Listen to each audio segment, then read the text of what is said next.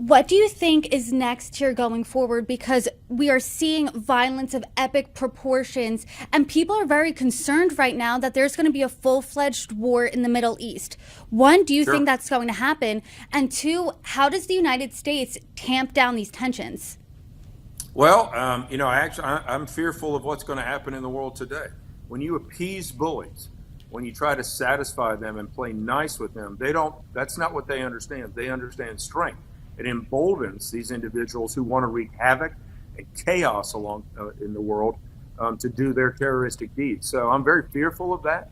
The only way we can act is decisively, with power and with strength.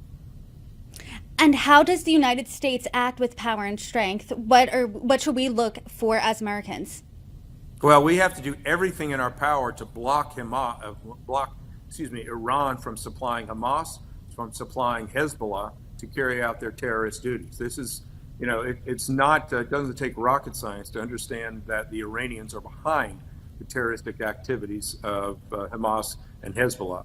It was an absolute catastrophic intelligence failure, both on the Israelis and the Americans, with how Hamas was able to carry out what it did. And so we have to step up our game tremendously. And if it takes military action to stop the terror against Israel, so be it. I believe it was a national security advisor 8 days before the Hamas attack said something to the effect of he hasn't seen the Middle East so quiet in 2 decades. Mm-hmm. What do you think of Yep. comments like that coming a week after the deadliest attack on Israel in over 50 years? I think they should have heightened their security, heightened their suspicions, absolutely, at that point in time. When you go radio silent in a world, in a time where there is not radio silence, you have to really, really raise your suspicions that something evil is going on. There are many international threats right now. I've talked to many lawmakers, presidential contenders. We talk about China, Russia, now Hamas. When it comes to the United States, what is our biggest threat right now? Our biggest external threat really is China. China, hands down. China is flooding our American markets with the precursors to fentanyl, and Mexico is creating those, killing close to 110,000 Americans last year.